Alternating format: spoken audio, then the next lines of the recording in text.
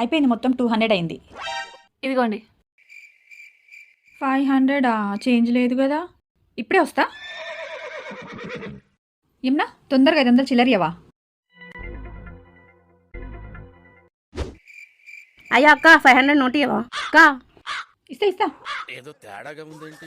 ఇదిగోండి 300. A few moments later. అక్క ఏంది పైసలు ఇవ్వలేదు, మర్చిపోయిందా? పోయి తెచ్చుకుంటా. అక్క 500 ఇవ్వలేవు, మర్చిపోయినావా?